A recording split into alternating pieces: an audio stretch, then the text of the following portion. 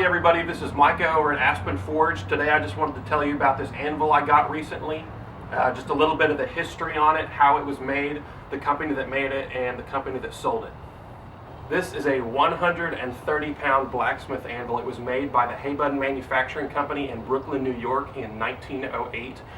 Hay Budden was actually the first company in the United States to make wrought anvils. They began their company in 1892. And Hay Budden actually made this anvil for a different company named Simmons Hardware. Simmons was based out of St. Louis, Missouri, and had 5 different locations across the United States. It was fairly common at the time for Hay Budden to make anvils for different companies and then stamp the other company's logo into the anvil. And one of Simmons Hardware Company's brands was Blackjack, which they patented the use for in 1900. Some other products they stamped their Blackjack brand into were hammers, pipe wrenches, axe heads. Anvils seem to be the largest product that have the Blackjack brand on them.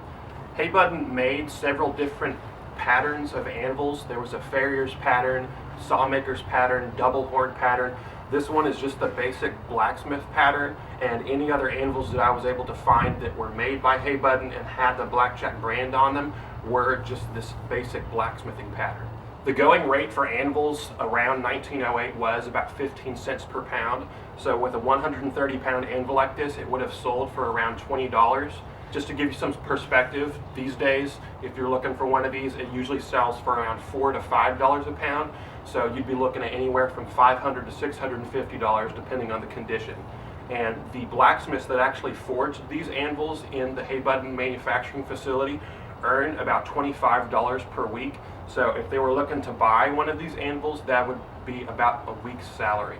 So how an anvil like this back in 1908 would have been bought is a blacksmith would have sent in a mail order to the Simmons Hardware Company detailing the weight, the size, and the style of the anvil that they wanted.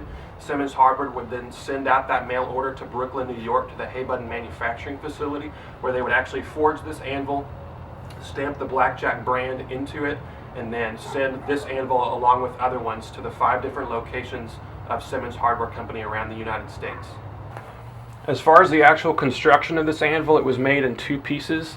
The bottom half was made in wrought iron and the top half was made in carbon steel, basically meaning the steel has more carbon in it and it holds up better to use.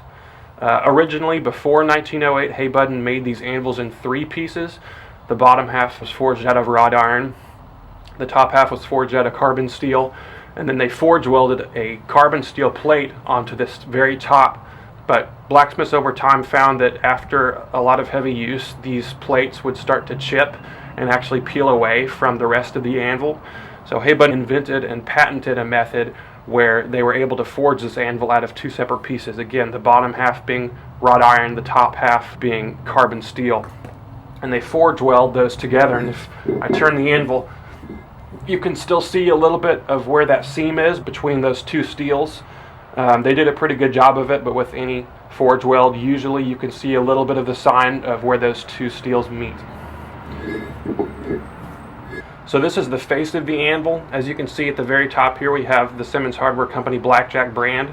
Usually with other Hay Budden anvils, this is where Hay Budden would actually have their brand. This solid wrought advertises that the anvil is one solid piece of steel. Warranted basically just says this anvil is warranted. If it breaks here at the seam before 1 year, then you can send it back and they'll either repair it or give you an entirely new anvil. USA, obviously United States of America, 130 is 130 pounds. This right here is the serial number of the anvil. No 2 anvils have the same serial number, and after looking this one up, I found it was from 1908. In Richard Postman's book about anvils, he speculates that these numbers are most likely the inspector's mark. So they would have inspected this anvil, inspected the forge weld right here that forged the 2 halves together, and then marked their stamps. This number 3 on the heel is supposed to indicate the steel supplier that actually supplied the steel to Hay Budden, so that down the road, if there was any default in the anvil or problem with the steel, Hay Budden could actually go back, look at the anvil, and find out who supplied the steel so that they could trace it back to its source. And last of all, the previous owner of this anvil center punched his name into the back. His name was Tom Peltier, After doing some research, I was able to find out that he was born in 1939. Currently, he's 80 years old. Unfortunately, he has severe dementia and is living in an assisted living facility, so I was unable to reach out just to ask him about the history of this anvil, how he acquired it, what he knew about it. So I also don't know what this A and G, I don't know if that's a G or a J. I was able to find out that Tom Peltier's parents, his mom was born in 1898 and his father was born in 1893.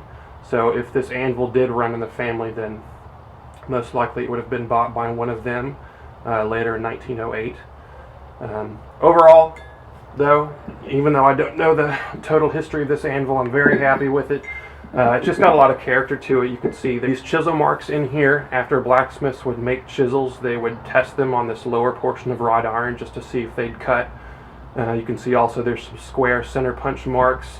Up here you can see the lines where during the actual forging of this anvil in 1908, the power hammer came down and they didn't clean up these lines of where those indentations were made. So the power hammer would strike there, made that line, strike there, made that line.